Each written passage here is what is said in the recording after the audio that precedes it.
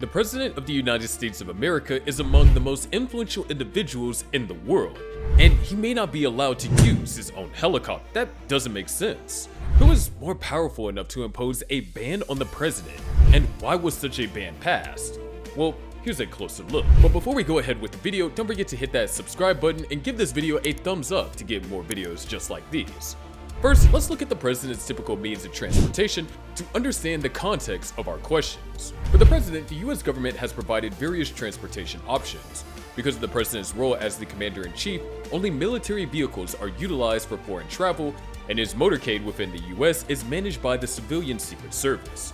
Since 1953, the name of the armed forces and the word "one" have been used to the president's call sign anytime he's on a military aircraft.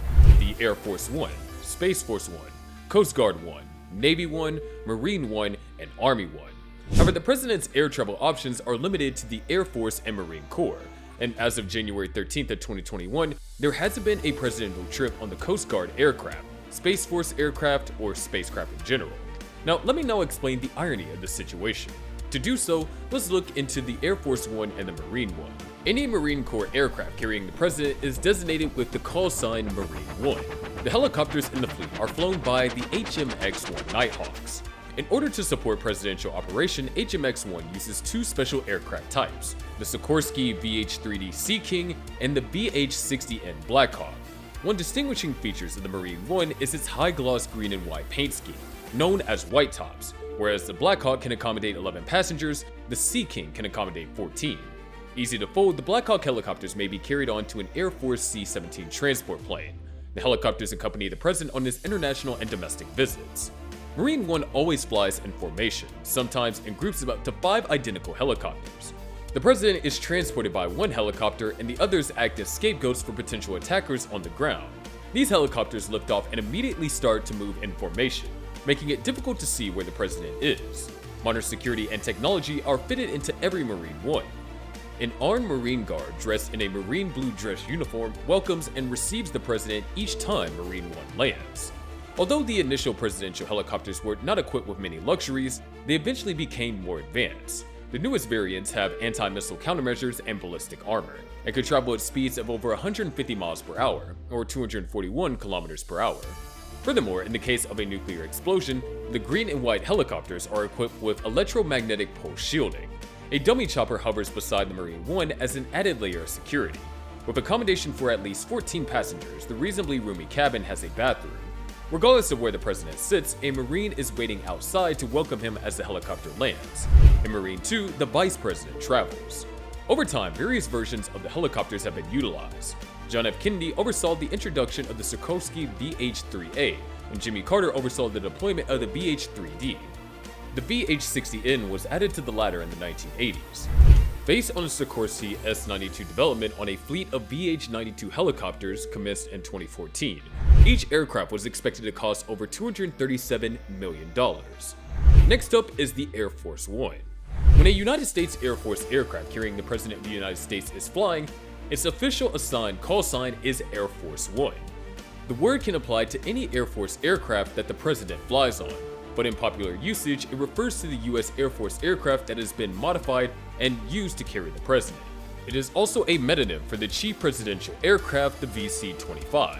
Concerned about the dangers of utilizing commercial planes for presidential travel, military officials in the War Department came up with the notion of designating specific military aircraft to carry the president during World War II. Following that, a C-54 Skymaster was modified for presidential usage. Dubbed the Sacred Crow, it flew President Franklin D. Roosevelt to the Yalta Conference in February of 1945 and President Harry S. Truman on board for an additional 2 years. President John F. Kennedy became the first to take off in a Boeing 707 that had been specifically adapted for presidential use in 1962. Several different jet aircrafts have been in service over the years. The first of the current aircraft was delivered in 1990, during the presidency of George H.W. Bush. Part of the White House Military Office, the Presidential Airlift Group is responsible for the upkeep and operation of Air Force One. President Franklin D. Roosevelt ordered the formation of the Airlift Group in 1944 as the Presidential Pilot Office. The president was flown to Europe in August 1959 by President Dwight D. Eisenhower on board Boeing 707 Stratoliner VC-137A, after he had been using the various propeller-driven planes for the previous 15 years. One of the most iconic images of the president is the Air Force One, which has inspired numerous allusions in both American and international culture. It is unmistakable presence wherever it flies, emblazoned with the words United States of America, the American flag, and the Presidents of the United States seal. Inside, there is 4,000 square feet of floor space spread across 3 levels for the president and his or her traveling companions.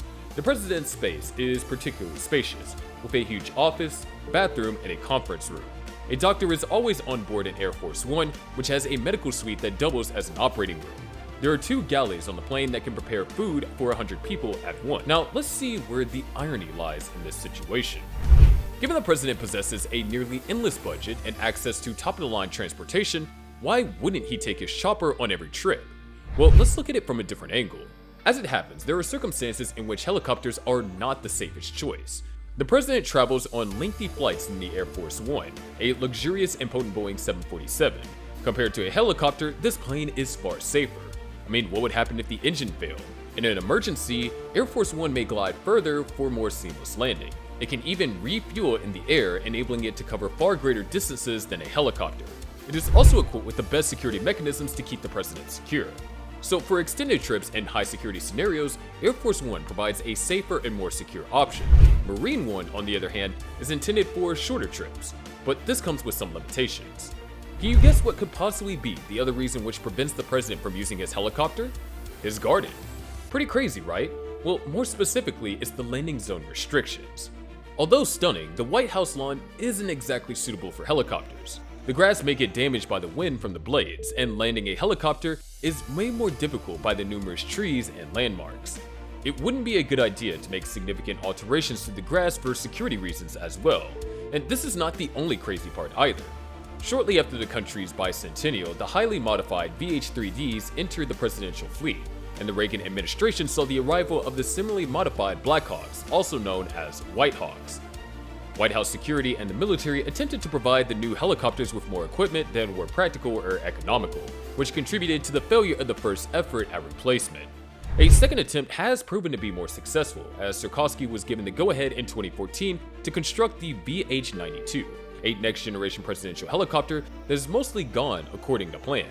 According to a Bloomberg News story from about last month, military testing revealed that the VH-92 was adequate for regular operations. Why then isn't it carrying the president in its intended manner? The president may need to use secret communication suite in emergency, which appears to be the issue. The president is the only federal official with the authority to launch nuclear weapons, and frequently has to make snap choices. The president needs a connection that can function even during a nuclear exchange while he is on the Air Force One or Marine One. The current fleet has some capability to transport secret communications, but not to the advanced degree that the government now feels is required. It also lacks the level of connectivity intended for a VH-92. So here's where we stand. The White House transports the most powerful person in the federal government, along with a plethora of other senior officials, on a weekly basis, utilizing well-maintained but outdated helicopters. In a nutshell, that explains why the president still lacks a new aircraft 20 years after it was determined that he needed one. Not that the president isn't allowed to use his helicopter at all, it's just that there are instances where using a plane is the preferable option, particularly for lengthy flights or when security and safety are very crucial. Even now, Marine One is quite helpful for short journeys inside Washington, D.C. This can appear to be a humorous situation. The nation's most powerful individual isn't always able to use his fancy chopper. However, it demonstrates the amount of work required to ensure the president's safety. Even his mode of transportation needs to be carefully considered. Since technology is constantly evolving, perhaps there may be new options for presidential travel soon. The president may have access to quicker and more safer modes of transportation in the future. But on another note, why are American and European airplanes so different? Well, you can watch this video to find out the answers.